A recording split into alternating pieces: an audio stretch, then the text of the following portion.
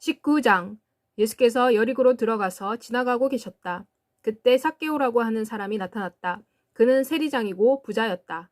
그는 예수가 어떤 분이신가를 보려고 했으나 키가 작고 사람들이 많아 볼 수 없었다. 그래서 그는 예수를 보기 위해 앞으로 달려가서 한 뽕나무에 올라갔다. 예수께서 그 길로 오시게 되어 있었기 때문이었다. 예수께서 그곳에 도착하셨을 때 위를 쳐다보시고 그에게 말씀하셨다. 삭개오야, 속히 내려오너라. 내가 오늘 내 집에 유하여야겠다. 그래서 삭개오는 바로 내려와서 예수를 기쁘게 영접했다. 이것을 본 사람들이 모두 이렇게 수군거렸다. 예수가 죄인의 집에 손님으로 가셨네. 그러자 삭개오가 일어서서 주께 말했다. 주여 보십시오. 내 재산의 반을 가난한 자들에게 주겠습니다. 또 만일 내가 과거에 남을 속여 얻은 것이 있으면 그에게 4배를 더 갚겠습니다. 예수께서 그에게 말씀하셨다. 이 사람도 아브라함의 자손이기 때문에 오늘 구원이 이 집에 왔다.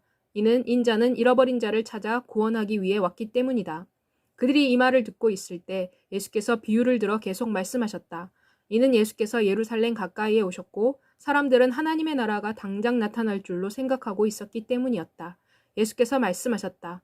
어떤 귀족이 자신이 왕이 되어 돌아오기 위해 먼 나라로 길을 떠났다. 그는 10명의 종을 불러 은하 10문화를 그들에게 하나씩 나누어 주며 말하기를 내가 돌아올 때까지 이 돈으로 장사를 하라고 했다. 그러나 이 귀족의 백성은 그를 미워하여 사절을 그에게 보내 이렇게 말했다. 우리는 이 사람이 왕이 되는 것을 원하지 않습니다. 그러나 그 귀족은 왕이 되어 돌아와서 은하를 준 종들을 불러 종들이 각자 장사를 얼마나 잘했는지를 알아보았다. 첫 번째 종이 와서 말했다. 주인이여, 당신의 한 문화로 10문화를 벌었습니다. 주인이 종에게 말했다. 훌륭하다. 너는 좋은 종이다. 내가 작은 일에 충성하였으므로 내가 10고을을 내게 주어 다스리도록 할 것이다. 두 번째 종이 와서 말했다. 주인이여, 당신의 한 문화로 5문화를 벌었습니다. 주인이 말했다. 너도 5마을을 다스릴 것이다. 그러자 다른 종이 와서 말했다. 주인이여, 여기 당신의 한 문화가 있습니다. 내가 이것을 10조각에 싸서 숨겨두었습니다. 주인께서는 엄한 사람이라 두려웠기 때문에 그렇게 한 것입니다. 주인께서는 맡기지 아니한 것을 찾아가시고 심지 아니한 것을 거두십니다. 주인이 이 종에게 말했다. 이 악한 종아, 내가 내 말로 너를 심판할 것이다. 너는 내가 엄한 사람이며 맡기지 아니한 것을 찾아가고 심지 아니한 것을 거둔다는 것을 알고 있다. 그렇다면 어찌하여 내가 내 돈을 은행에 저축하지 아니했느냐. 그랬더라면 내가 돌아왔을 때 내가 이자와 함께 돈을 돌려받았을 것이다. 그리고 주인이 옆에 서 있는 사람들에게 말했다. 그 자로부터 한 문화를 빼앗아 10문화를 가진 자에게 주어라. 그들이 주인에게 말했다. 그 자는 이미 10문화를 가지고 있습니다.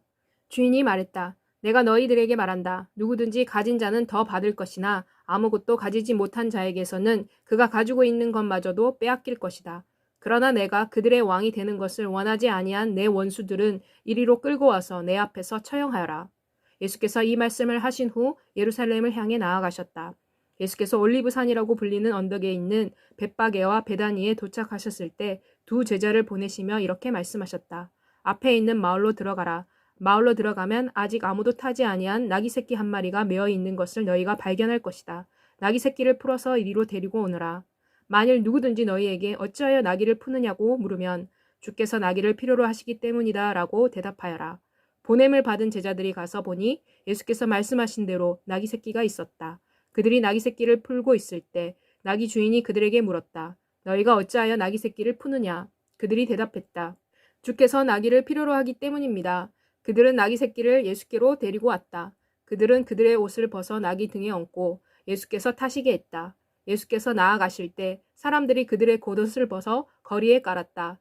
예수께서 올리브산 내리막길에 가까운 곳에 이르셨을 때 제자들과 온 무리가 그들이 지금까지 본 모든 기적들을 생각하고 일제히 목청껏 큰 소리로 하나님을 찬양하기 시작했다. 곧 복되도다 주의 이름으로 오시는 왕이여 하늘에는 평화요 지극히 높은 곳에는 영광이로다.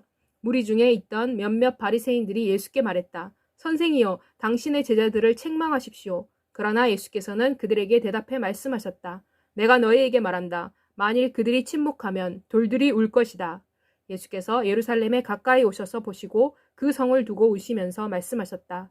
만일 실로 내가 이날에 무엇이 내게 평화를 가져다 줄 것인가를 알았더라면 좋았을 것을. 그러나 지금 내 눈에는 이것이 가려져 있다. 내 원수들이 내 주위에 방책을 쌓고 사방에서 너를 포위하는 날이 올 것이다. 그들은 너와 내 성 안에 있는 내 자식들을 땅에 내동댕이 칠 것이다. 그들은 어떤 돌도 다른 돌 위에 서 있게 하지 않을 것이다. 이는 하나님께서 내게 오실 날을 내가 알지 못했기 때문이다. 그 후 예수께서 성전 마당으로 들어가셔서 그곳에서 장사하는 사람들을 쫓아내기 시작하셨다. 예수께서 그들에게 말씀하셨다. 성경에는 내 집은 기도하는 집이다 라고 기록되어 있다. 그러나 너희는 성전을 강도들의 소굴로 만들었다. 날마다 예수께서 성전에서 가르치셨다.